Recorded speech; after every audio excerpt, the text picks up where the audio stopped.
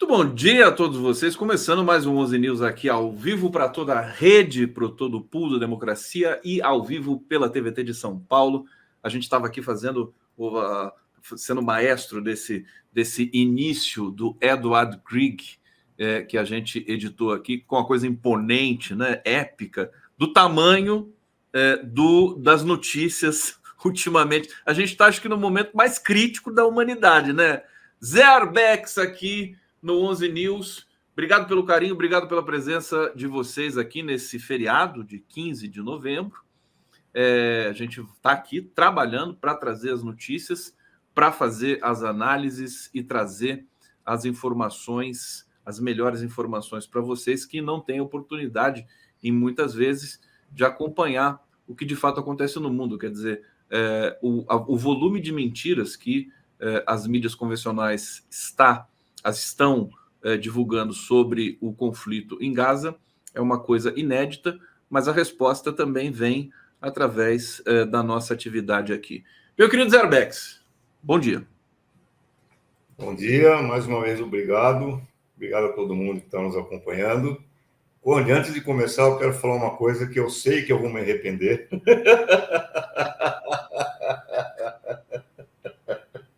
Porque você vai ficar muito metido. Mas eu... Pensa bem. Em nome da honestidade, eu vou ser obrigado a dizer. Eu acho que você está de parabéns, porque desde que começou essa história toda, você, de manhã, à tarde, à noite, em todos os seus programas, você tem trazido à tona a questão de Gaza e com uma dedicação fantástica. Parabéns. Eu sei que eu me arrependi de ter feito esse elogio, mas... O Arbex vocês conhecem, ele pratica bullying comigo sempre, né? Mas hoje ele resolveu, em nome do feriado, né, fazer as coisas. Olha, eu recebo com todo carinho e comprometimento, viu, Arbex? Você sabe que eu sou esforçado, né? Eu tento entender, embora você ache que não entenda, mas as coisas que você fala, por exemplo, que eu respeito muito também o seu trabalho. Opa, hoje rasgação de seda total aqui. Enfim, obrigado. Era só isso que você tinha para falar? Chega, né? Tá bom, tá bom. Olha, vamos começar falando da simbologia do presidente Lula receber os repatriados. São cenas que impactaram muito no mundo árabe. É uma coisa importante, que é um patrimônio brasileiro, quer dizer, no sentido dos traços desse governo em especial, mas também da cultura brasileira de receber bem os imigrantes, os estrangeiros, de repatriar brasileiros, que ali tem também palestinos, né? Queria que você falasse um pouco sobre essas cenas aqui, que eu vou colocar na tela enquanto você fala. Eu acho que isso daí sintetiza bem o Lula, né? A gente vem aqui, critica o Lula, diz que ele está errando na condução de toda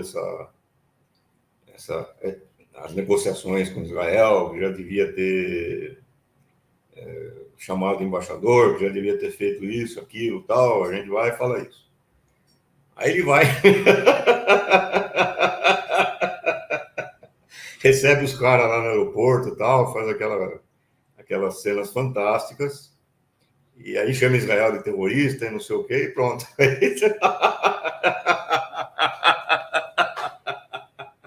Tudo aquilo que a gente fez de crítica do governo Lula fica uma coisa menor, né? Porque a figura dele lá abraçando todo mundo, não sei o quê, toma conta de tudo, né? Quer dizer, é uma coisa fantástica, uma coisa singular. Não elimina a preocupação com o fato de que o embaixador de Israel é um articulador do bolsonarismo aqui no Brasil, é um articulador da extrema-direita, recebeu o Bolsonaro, embora ele tenha mentido dizendo que não convidou o Bolsonaro, convidou sim, estava lá a plaqueta com o nome do Bolsonaro na reunião lá no Congresso, com os 100 deputados da extrema-direita. Quer dizer, não elimina nada disso. A preocupação continua, a tese de que o governo Lula deveria agir com muito mais dureza em relação a isso do que vem agindo até agora, tudo isso continua sendo verdade. Agora, essas cenas aí são cenas fantásticas, né? São cenas que extrapolam a consideração política imediata para criar uma referência de humanidade, uma referência de um presidente que se preocupa com seres humanos, que vai lá, abraça os caras, etc e tal. E isso é o Lula. Isso é o Lula. Não, o Lula, eu estava falando aqui no bastidor com você, ele tem um domínio dessas questões. Agora, ele é muito espontâneo também, tão espontâneo a ponto de, nesse mesmo dia, dizer que Israel praticou atos terroristas. Então, perguntando o que eu acho da CONIB. Olha, a CONIB é uma organização que hoje é dirigida por um cara que é bolsonarista, o Lutemberg. Ele é bolsonarista, ele se alinha com o governo Bolsonaro e manteve ótimas relações com o governo Bolsonaro, e a nota dele está de acordo com isso. Agora, eu concordo numa coisa com ele, que é perigoso comparar o Hamas com Israel. É perigoso, porque mancha a reputação do Hamas. Quer dizer, ser comparado hoje com Israel é manchar a reputação de que é comparado com Israel. É um Estado terrorista hoje. Se resumiu a isso. Um Estado terrorista que mata criança, mata mulher grávida, mata doente em hospital. É isso que é Israel. Então, essa nota aí é uma nota que está de acordo com a trajetória da direção da CONIB, está de acordo com a política que eles assumiram, nenhuma surpresa. A surpresa é alguém levar a sério essa nota aí. É só isso. Não, e assim, deixa eu colocar aqui na tela a gente mais uma vez, enquanto o vídeo vai rodando aqui. Eu sei que você não vai achar relevante o que eu vou dizer, mas eu vou dizer assim mesmo. O Jornal Nacional ontem leu a nota inteira. Quer dizer, já é uma nota tão mentirosa em cada palavra. Eu vou ler um trecho para você. Olha só isso aqui, que eu não sei. As novas configurações de cinismo foram atualizadas, né? Ele diz o seguinte aqui: desde o começo dessa trágica guerra provocada pelo mais terrível massacre contra judeus, desde o Holocausto, Israel vem fazendo esforços visíveis e comprovados para poupar civis palestinos, pedindo que eles se desloquem para áreas mais seguras, criando corredores humanitários, avisando a população da iminência de ataques. Quer dizer, tudo que eles não fazem, ele diz aqui que faz. É um cinismo inacreditável. É só ver o que está acontecendo. Não tem, eu acho que não devia perder tempo com essa nota aí, não. Agora, o fato do Jornal Nacional ter lido na íntegra, isso sim é relevante. É relevante. Isso me faz lembrar quando o general Vilas Boas soltou uma nota advertindo que se o Lula ganhasse o habeas corpus lá no julgamento do STF, isso seria visto pelas Forças Armadas como o prêmio da impunidade. Ou seja, o general Vilas Boas ameaçando diretamente o STF. E o Jornal Nacional leu na íntegra a nota do general Vilas Boas. Quer dizer, foi mais ou menos 1 minuto de leitura. Assim, 1 minuto do Jornal Nacional. Uhum. Quer dizer, o que isso mostra? Que o Jornal Nacional, a Rede Globo, é porta-voz daquilo que existe de pior na extrema-direita brasileira. Quer dizer, é aquilo que ela se presta a esse papel, de ser o diário oficial ou o diário oficioso das forças da extrema-direita. Agora, eu queria fazer algumas observações sobre o que está acontecendo no cenário global, que eu acho que indica que nós estamos indo por um caminho, por uma vertente nova, uma etapa nova no conflito. No conflito não, no massacre que está acontecendo. Né? Primeiro, eu quero manifestar uma certa estranheza minha, porque sempre que eu vejo as pessoas fazendo análise sobre o que está acontecendo, inclusive pessoas do nosso campo, amigos, etc. Tal, tendem a focar a atenção na movimentação dos governos, na movimentação das forças em luta, na movimentação diplomática, mas tendem a relevar para um plano secundário aquilo que está acontecendo na rua. Sendo que eu acho que é o contrário. desde que começou toda essa história aí, eu tenho alertado. O que vai mudar esse negócio todo aí é a rua. Não é diplomata, não é governante, não é a rua. Se a rua conseguir manifestar aquilo que ela sente, as coisas vão mudar. Se a rua não conseguir, não tem governante que vai resolver esse assunto. Não tem movimentação diplomática. A chave está na rua. É por isso que eu, desde o começo, centro a minha análise naquilo que está acontecendo na rua. E o que está acontecendo na rua está provocando alguns cataclismas. Por exemplo, há 3 dias atrás, a Suellen Braverman, que era ministra para assuntos do interior da Inglaterra, da Grã-Bretanha, foi demitida. Quem é a Suellen Braverman? É uma das peças-chave do governo britânico. Ela foi demitida porque ela classificou as manifestações pró-Palestina como manifestações de ódio. Ela escreveu isso e disse que a polícia era parcial porque estava protegendo os palestinos. Foi demitida. Na Inglaterra, que é assim, unha e carne com os Estados Unidos. E com Israel. E com Israel. Essa afirmação dela levou à demissão dela. Quem é que o governo chamou para ocupar a vaga que ela deixou? O ex-primeiro-ministro Cameron. Que é um idiota. Mas é um idiota que, em 2010, disse que Gaza é um campo de concentração a céu aberto. E aí ele foi incorporado ao governo britânico agora, tendo feito essa afirmação. Isso é um cataclismo. Isso não aconteceu nem durante o ataque ao Iraque, em 2003, quando aquele imbecil do Blair foi lá numa relação de vassalagem e comprou a ideia de que o Saddam Hussein teria arma de destruição em massa e foi linha auxiliar dos Estados Unidos no ataque ao Iraque. Isso não aconteceu em 2003. Está acontecendo agora. Qual é a diferença? É o povo na rua, meu amigo. É o povo na rua que está abalando o negócio. Agora, não é só isso, né? O povo na rua, você vê em Barcelona, por exemplo, a Assembleia Geral dos Estivadores do Porto lá de Barcelona decidindo que não vão embarcar armas para Israel, num contexto de manifestações gigantescas pró-Palestina. Você está vendo o que está acontecendo na Irlanda agora. A Irlanda, o discurso a presidenta do partido Mary Sinn Féin, MacDonald, né? Mary MacDonald, que é a presidenta do Sinn Féin. Sinn Féin quer dizer nós mesmos, que é republicana e que, não por acaso, a luta dela é pela unificação das Irlandas num processo de independência do Reino Unido, ou seja, ela tem uma forte identificação com a causa palestina, ela faz um discurso estrondoso, detonando. A primeira-ministra da Escócia, idem. Quer dizer, o que nós estamos vendo? Nós estamos vendo que a própria estrutura do Reino Unido, da Grã-Bretanha, está sendo abalada. A estrutura da Grã-Bretanha está sendo abalada. É um negócio que está explodindo. Na França, qual é o grande medo do Macron? Por que o Macron foi lá para... O mesmo Macron que foi dar o apoio para o Netanyahu há 2 semanas atrás, agora ele fala que Israel tem que parar de matar mulheres e crianças, etc. E tal. Por que ele está fazendo isso? Não é porque ele mudou de ideia, ele continua sendo um imbecil que sempre foi.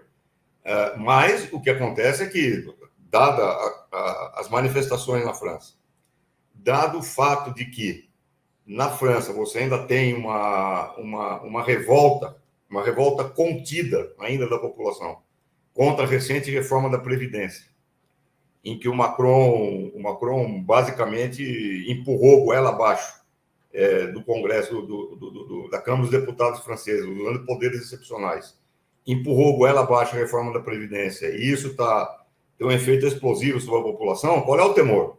O temor é de que as manifestações contra o massacre de Gaza se combine com essa insatisfação, com essa putice do povo em relação a todo o resto, e acabe eclodindo numa revolta de massas. Então, se você for analisar país por país, a situação de país por país, você vai ver que Gaza está sendo um elemento de aglutinação das forças progressistas, democráticas, republicanas, independentistas, trabalhadoras do mundo inteiro. Gaza está sendo esse elemento galvanizador, e é isso que está mudando a situação. Para ilustrar um pouco melhor o que eu estou dizendo, é o seguinte: por que hoje todo mundo diz que os Estados Unidos bombardearam o Iraque em 2003 com base numa mentira? Por que todo mundo diz isso hoje? Por uma razão, só por uma razão. A resistência do povo iraquiano, que pagou com 1 milhão de vidas a luta contra o imperialismo, a resistência do povo iraquiano desmontou a operação de 2003, que pretendia ir chegar no Iraque, derrubar o Saddam Hussein, criar um governo que eles chamam lá de pró-democrático, pró-ocidental, pró-cacete, e a resistência iraquiana não deixou isso acontecer. Os planos foram por água abaixo. Faliu. Os caras foram derrotados. E é por isso que a verdade apareceu. Porque não se engane. Se a operação tivesse dado certo, ou seja, se o imperialismo tivesse chegado lá, derrubado Saddam Hussein, conseguido estabilizar um governo durável, viável, que tivesse mantido a população sob controle, ninguém ia estar falando da mentira. Todo mundo ia estar falando, foi uma operação que deu certo, porque tinha mesmo que tirar o Saddam Hussein, porque não sei o quê, tal. Todo mundo ia estar falando isso. Hoje as pessoas só falam que foi mentira por causa do sangue do povo iraquiano. E é isso que está acontecendo em Gaza. Gente, eu estou abismado. Eu, francamente, estou abismado. Sim, você sempre alerta. Porque depois de mais de um mês de destruição incansável de hospitais, escolas, matança de crianças, matança de mulheres, matança de idosos, matança de doentes e tudo mais, com um dos armamentos mais modernos do planeta. O que Israel conseguiu até agora? Nada. Absolutamente nada. Do ponto de vista de trunfo militar. Nenhum trunfo militar. Pelo contrário, gastou uma fortuna, né? Gastando bilhões. Eu tinha o dado de uns 12 bilhões. Já tem mas gente deve ser falando muito mais 50, já tem gente falando em 50 bilhões. Para conseguir o quê? Nada. Agora, por que isso daí? Porque tem um negócio chamado resistência palestina. Arbex. Você imagina, pera um pouquinho, deixa eu terminar isso aí que é importante. Você imagina o que é hoje um cara ser da resistência palestina. Ele está dormindo em túneis, sem ver a luz do sol. Ele está se alimentando com o que dá. Eu nem sei o que os caras estão comendo. Nem sei se eles estão tomando banho ou não. Nem sei como eles fazem para fazer as necessidades, fazer cocô, essas coisas. Eu não sei o que eles estão fazendo. Ficando lá nos túneis, numa condição absolutamente deplorável. Esses caras estão peitando um dos exércitos mais poderosos do mundo. E estão conseguindo resistir a mais de um mês de operação. A tal ponto que na semana passada, o New York Times sai com um artigo dizendo, olha, a batalha por Gaza já pode ser equiparada às grandes batalhas do século XX. Quer dizer, o New York Times está falando do quê? Da batalha de Stalingrado, da batalha de Leningrado, as batalhas que decidiram a Segunda Guerra Mundial.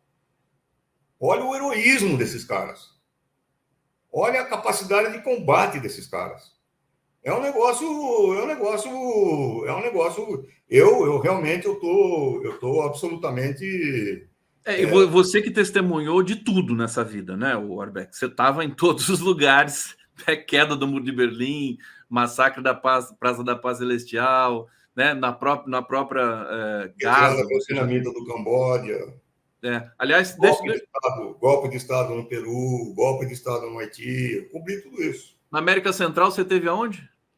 Então, cobri o golpe de Estado no Haiti, a crise da ditadura no Haiti, a ditadura do Baby Doc lá no Haiti, a queda do Baby Doc, o golpe do Fujimori no Peru, eu também cobri. Na Nicarágua, não? Nicarágua, claro, eu fui para Nicarágua no meio da Guerra Civil e tal. E no Camboja você estava também? Essa do Camboja eu não sabia, não lembrava. Retirada vietnamita do Camboja. O Arbex precisa escrever as memórias dele. Deixa eu ir para o bate-papo. Você está falando, você está numa resenha muito séria, eu não quero te atrapalhar. Mas eu preciso trazer aqui o comentário do povo que está nos assistindo. E, aliás, destacar hoje, meus amores, meus queridos que nos acompanham aqui, nós estamos hoje extraordinariamente, especialmente também, sendo transmitidos pela TV. Meu querido Renato Rovai, que hoje não apresentou a Fórum 11h30 porque ele está viajando. E aí eu falei para ele, então vamos colocar lá o 11 News. Ele falou, pode colocar e vamos nessa. O Ricardo Barros está aqui colaborando conosco, esse urso aqui simpático que vocês estão vendo. Deixa eu aumentar aqui o tamanho das mensagens para vocês poderem acompanhar melhor. Olha, Arbex depilou seu enorme coração e não resistiu, afagou o Conde Gustavo de Caçapava merecidamente. Tá aqui, eu vou gravar isso aqui. Já estou começando a me arrepender. Ele já se arrependeu, já, viu? Que lindo elogio, o Conde merece. Lourdes Flores, obrigado, viu, Lourdes? Se não são vocês aqui, estou ferrado. Ana Ottoni do Rio de Janeiro, Conde Arbex, sempre uma entrevista extraordinária. Maria José Rezende Santos, Arbex e suas risadas gostosas. Gabor Gaspar, obrigado, Arbex e Conde, quando os dirigentes do PT vão tirar a bunda, né?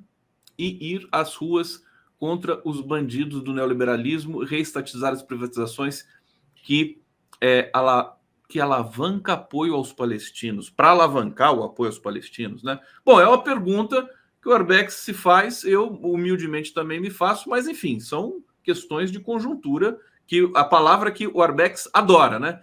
Arbex, você gosta dessa palavra, né? Correlação de forças você adora também, né? Republicano também.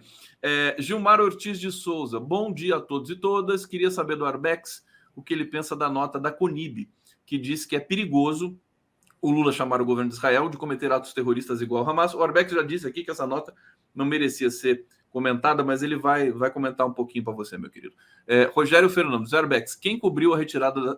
Ele cobriu a retirada das tropas vietnamitas do Camboja, ao som de Lady Madonna há décadas. Bom ver e ouvir. Ô, Arbex, quantos anos você tem? 90? Como é que você conseguiu estar nesses lugares todos aí, bicho?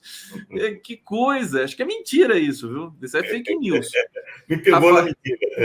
Pegou na mentira. Rafael Vilas, já foi comentada a forma como as mídias corporativas trataram o jovem palestino repatriado? Isso aqui é bem importante. Como antissemita e pró-terrorismo. Estou esperando uma entrevista, mas colocar o cara contra a parede. Cheia de preconceito. As grandes mídias entrevistando o Hassan, que também foi vítima de fake news por aquele advogadozinho do Bolsonaro, o Weingarten. Comente, Arbex, por favor. Eu acho que você devia convidar o cara. Convidar o Hassan aqui, né?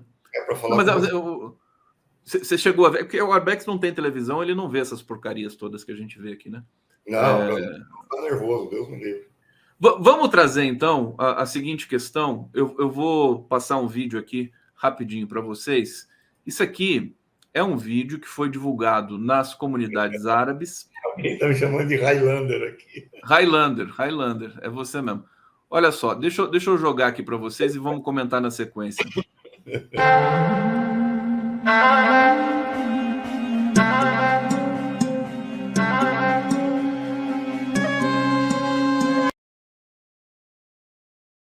Eu vou passar esse vídeo assim, pausando, para ler cada legenda aqui, que ela é muito rápida. Quer ver?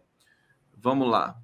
Antes de você ser árabe ou muçulmano, você deve ser humano. Uma das características mais importantes da humanidade é a sua rejeição à injustiça. Aí ele segue. Se Deus quiser, visitarei o Brasil.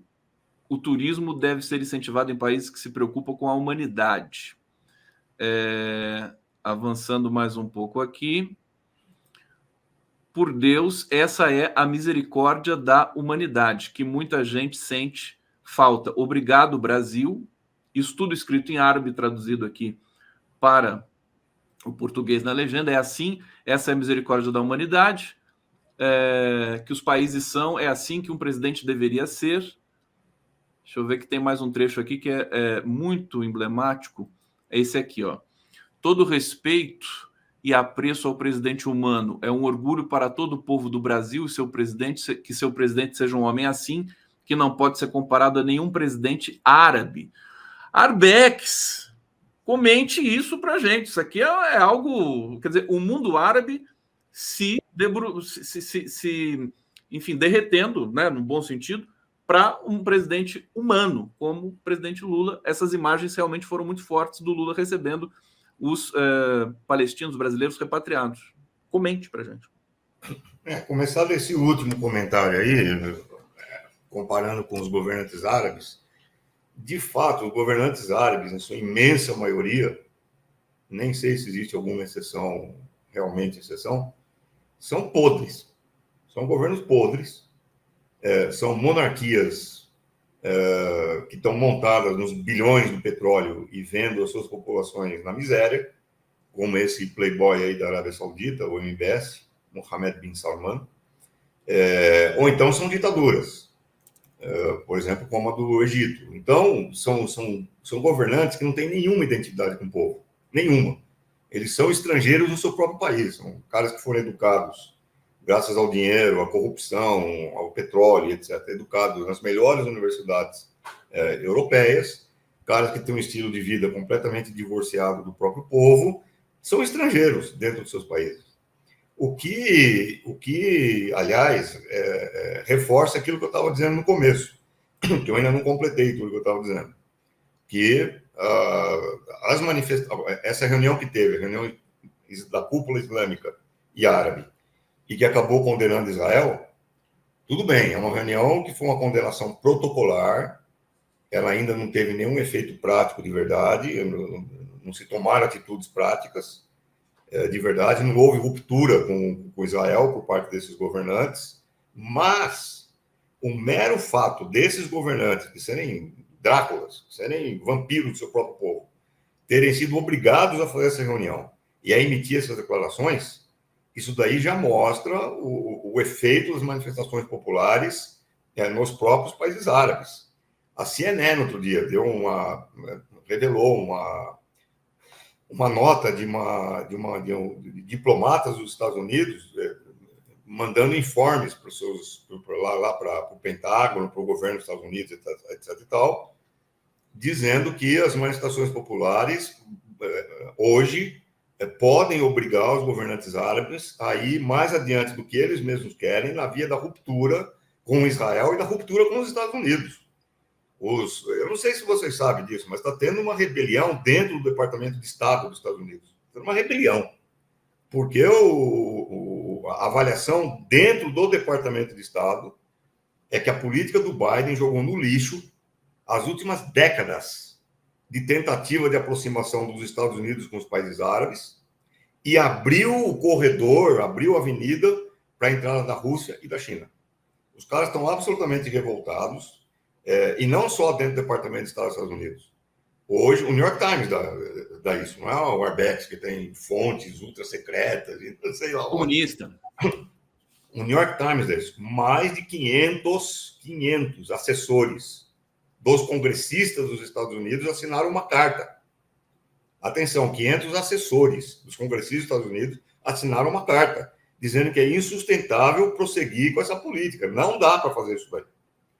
E a coisa tende a se agravar cada vez mais. Dentro dos Estados Unidos, que eu ainda não falei, vou falar agora, nós tivemos uma manifestação monstro em Washington outro dia. Não sei se vocês acompanharam, mas tinha lá, fácil, umas 500 mil pessoas em Washington, no coração do imperialismo, com uma bandeira da Palestina que percorria vários quarteirões, a bandeira da Palestina. É um negócio... o Biden, ele já sacou, ele já percebeu que se ele não conseguir se recuperar disso daí, ele vai perder as eleições. Acabou as eleições.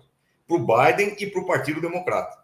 As bases do Partido Democrático, principalmente a juventude, já estão dizendo as bases. Esquece, Biden.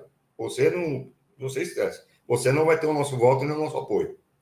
O pessoal islâmico, que só em Nova York tem 1,6 milhão, tem 1 milhão e 600 mil islâmicos só em Nova York.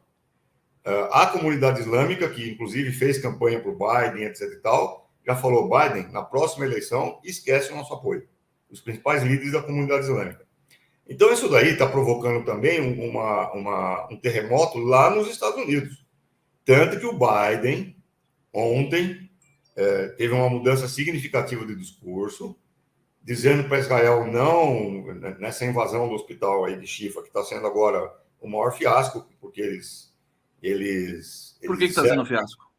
Porque eles disseram que eu provar que Shifa era centro de operações do Hamas, e até agora o que eles exibiram de prova até agora foram algumas armas que eles dizem ter encontrado ali, e acabou, e mais nada. E os caras estão desesperados procurando. É que nem as armas de destruição em massa do Saddam Hussein. Sim. Estão procurando desesperadamente para mostrar. Então, o Biden, ele vai ter que se virar com isso daí, se ele quiser ter alguma chance na disputa eleitoral. Portanto, Conde, a conclusão que eu vejo disso tudo, para concluir o que eu estava dizendo lá no começo, sobre as manifestações de massa e a importância que elas têm hoje no mundo, é o seguinte: na minha opinião, essas manifestações colocam a luta anti-imperialista num novo patamar. As massas do mundo inteiro, elas estão testemunhando a própria força.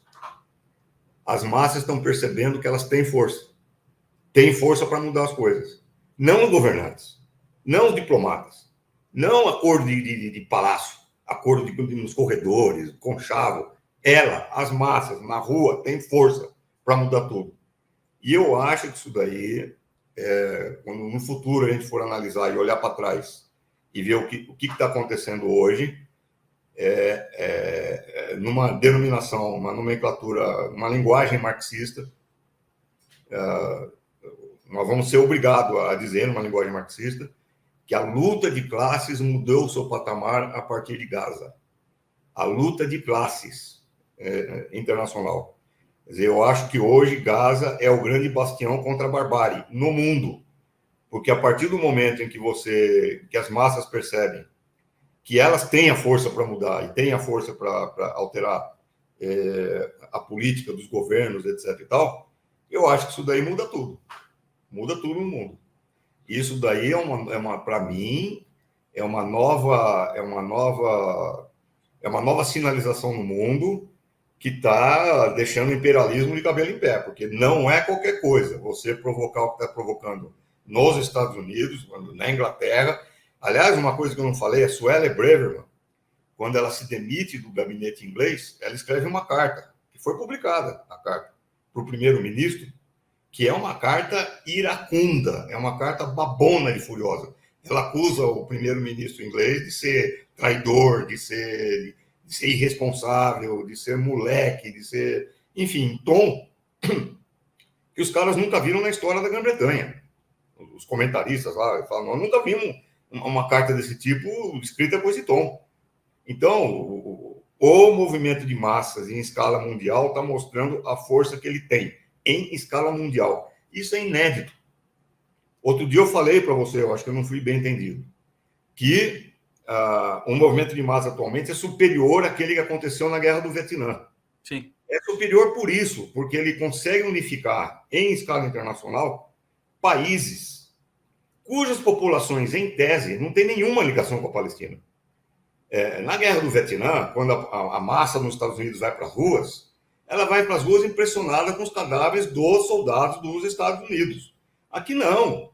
As massas estão indo para a rua porque elas estão solidárias com o povo palestino sem ter necessariamente nenhuma ligação direta com esse povo. Isso é uma coisa extraordinária. Isso está num grau superior de afirmação da unidade mundial da luta de classes. Estou eu usando de novo a minha velha linguagem marxista. A unidade mundial da luta de classes, é disso que se trata. Tem um grande minha inspiração no marxismo chama Leon Trotsky. Ele tem uma frase síntese que para mim sintetiza o que está acontecendo hoje. Ele diz: a luta de classes é nacional na sua forma. O que ele quer dizer com isso, que é nacional na sua forma? Quer dizer, ela é nacional em cada país que ela se expressa. Cada país em que existe a luta de classes tem os seus próprios problemas, os seus partidos, as suas organizações, os seus sindicatos, a sua linguagem, as suas tradições, a sua cultura, etc. e tal. Ela é nacional na sua forma, mas ela é internacional no seu conteúdo. Então, quer dizer, o que nós estamos vendo é que as formas nacionais da luta de classes estão tendo em Gaza, o seu conteúdo mundial, que é um conteúdo de luta contra o imperialismo. Isso aí, para mim, tem um significado, assim, isso daí é a grande coisa do século XXI. Eu nem lembro mais o que eu perguntei para ele. Ele falou o que ele estava falando antes. Agora, enfim, irrelevante. Vamos seguir aqui, que daqui a pouco vai chegar uma pessoa aqui também que a gente admira muito. Não, se for o Adriano, eu vou sair. Oi? Se for o Adriano, eu vou sair. Ah, é? Se for o Adriano, você vai sair? Você vai sair mesmo, porque aqui é assim, que entra um, sai outro. Meu querido, deixa eu ir para o bate-papo mais uma vez. Vamos mudar aqui, deixa eu mudar o tamanho da nossa legenda para que eu consiga ler direito também. Léa Guimarães está dizendo, Arbex, você sabe se existe alguma lei superior que substitui a Constituição escrita em Israel? Existe explicitação da natureza religiosa do Estado e de quem será considerado cidadão? Rapidinho, Arbex, tem isso? Não, em 2018, o governo proclamou que Israel é um Estado judeu, embora todo mundo já soubesse disso antes, mas foi proclamado oficialmente em 2018, e em 2021 a Suprema Corte ratificou. Então, oficialmente, Israel é um Estado judeu, você tem plenos direitos de cidadania israelense se você for judeu, mas você é um subcidadão, um cidadão com direitos menores, se você for um árabe israelense, ou seja, não um judeu israelense. A tal ponto que, se eu sou um judeu e eu vou hoje para Israel, eu tenho todos os meus direitos admitidos imediatamente. Agora, um residente árabe, não judeu, um cidadão árabe não judeu em Israel, tem direitos restritos. Ainda mais se for dos territórios ocupados. Aí não tem direito nenhum. Aí é o apartheid puro e simples e ponto final. Léa Guimarães, está aí a resposta do... Não existe uma Constituição escrita, aliás, viu? Como é que é? Não existe uma Constituição escrita.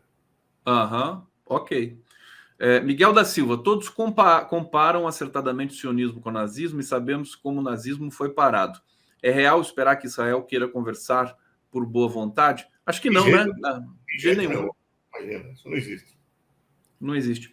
Edson Antunes, a Terceira Guerra está à espreita. Muita gente diz que ela já está correndo. Olha, tem uma notícia. Ontem a Carol Proner publicou um artigo muito, muito forte e dizendo que Israel acaba de ser denunciado ao Tribunal Penal Internacional pelo cometimento do crime de genocídio. Eu sei que você é cético com relação a essas instituições internacionais, mas, de qualquer maneira, é representativo isso, né? 300 advogados, enfim, do mundo todo. Claro, claro. Você tem que separar entre o que é a ação da instituição, e isso eu sou cético, que a instituição vai conseguir fazer alguma coisa, eu sou cético. Sim. Mas eu não sou cético quanto ao fato de que Israel foi levado ao Tribunal Internacional. Isso simbolicamente tem isso dá legitimidade para os movimentos que denunciam Israel como um Estado terrorista, um Estado do apartheid, um Estado genocida, e isso é muito importante, essa disputa pela legitimidade dessas denúncias. Quanto a isso, eu não sou cético. O que eu sou cético é confiar em que as instituições vão resolver alguma coisa com base em acordos parlamentares, com base em corredores. Porque ontem eu estava fazendo a live das 23 horas e um internauta falou assim, não vai dar em nada. E eu falei para ele, não importa que não vai dar em nada, né? O que importa é que foi levado, né? Enfim. É bobagem, já deu. Como não vai dar em nada? Já deu. O fato de ser levado já é uma coisa importantíssima. Isso é fundamental.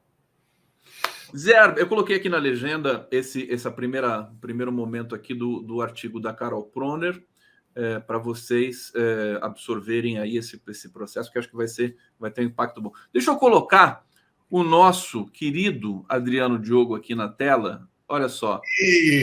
Olha só quem chegou. Adriano Diogo. Adriano Diogo. Estragou tudo? O Arbex, fala por que você não gosta do Adriano Diogo. O Adriano Diogo é um farsante, pô. O cara fala que luta pelos direitos humanos, nunca vem envolvido com nada de luta pelos direitos humanos. Nada, nunca tá na rua, né? Nunca. Grana, Diogo, bem-vindo. Que beleza. Tem a camiseta do Chile, hein? Presidente do Chile? A diáspora que foi lá do Salvador Allende, dos 50 anos do golpe. Adriano Diogo, patrimônio mundial, esse cidadão que está aqui. O Adriano é uma das grandes referências, dentro e fora do PT, é uma das grandes referências da luta pelos direitos humanos no Brasil. É uma das grandes, é um dos grandes, é um cara que eu sempre encontro em todas as manifestações, vamos dizer assim. É um cara ponta firme, um grande Adriano Diogo. Ô Diogo, agora conta pra gente, por que você não gosta do Arbex? Bom, eu não gosto do Arbex porque ele vai sair, ele não vai dar mais aula na PUC. Estou bravo com ele, que ele vai sair da PUC, não me conformo. Eu não gosto do Arbex porque ele é muito esquerdista. Ele está desapontado com os partidos políticos, que ele vai naquelas manifestações. O Genuíno me liga hoje de manhã. Adriano, quando é a próxima? Quando é a próxima manifestação? Falei, porra, meu, na última, no domingo, você estava branco, de chapéuzinho e tal. Não podemos perder, Adriano, não podemos perder. O Arbex fala que nós dois vamos lá na manifestação, lá no Conde. Nós não podemos perder. Ele deu uma entrevista com o Breno Altman, falou que nós representamos o PT. Falei, calma, Adriano, calma. Mas, Adriano, o Arbex estava falando aqui, e eu concordando com ele no bastidor aqui, que realmente você e o Genuíno são, assim, as duas figuras do PT e do país e da esquerda brasileira que realmente só ficaram melhor, né? O tempo foi passando, eles foram ficando melhor, né, o Arbex? Fala isso, Adriano. Bom vinho. Não, você sabe, eu vou contar uma coisa, não sei se está no ar. Eu entrei na geologia, claro. Eu entrei na geologia em 1969. E em julho de 69, a barra pesada pra caramba, todos os centros acadêmicos fechados, falaram assim, vai imediatamente para a casa do Politécnico, que não era no campus da USP, era lá aqui na Barra Funda, porque vão chegar 2 caras da Uni, a direção da Uni vai chegar, e nós temos que recebê-los. Então, imagina você, nesse dia, era quase julho, um frio do caramba, naquela época fazia frio, nós fomos para lá, o pessoal da geologia, dos outros centros acadêmicos, e chegou lá na Poli o José Genuíno, chegando escondido na clandestinidade, e o Onestino Guimarães, os 2 dirigentes da Uni que vieram para São Paulo e que ficaram meio escondidos conosco aqui em São Paulo. O Onestino, logo em seguida, foi morto, foi cobrir um ponto, e os caras mataram o Onestino Guimarães. Então, o Genuíno era um estudante de filosofia, né? Eu falo que é de teologia, ele fica muito bravo, que era um estudante de filosofia do interior do Ceará, que veio para cá para coordenar a Uni. Depois foi para o Araguaia, se meteu em tudo quando foi confusão, foi preso, caramba, foi preso no quartel. Aí, quando eu estava preso no presídio de Hipódromo, em 73, quem chega lá no presídio de Hipódromo? José Genuíno. Morava na minha cela não, na cela do presídio, na mesma cela que eu morava. Né? Bom, aí ele foi para um outro presídio, eu fui para um outro, daí ele saiu, ele foi dar aula no Equipe, ficou muitos anos preso, foi dar aula no Equipe. Ah, e agora me lembro. O Genuíno, ele adorava tomar sorvete, né? Então, quando a gente saía para fazer pichação, quando ele chegou, ele encorajava nós todos, mais jovens, a fazer pichação de madrugada nas escolas, nas universidades, e ele já tinha uma fera, assim, um namoro com a Ryoko Kayano, né? Bom, aí que virou a esposa dele, a grande companheira da vida dele, daquela família Kayano. Então, quando acabava a pichação, assim, de madrugada, só tinha um lugar aberto na cidade, assim, que a gente pudesse comer alguma coisa.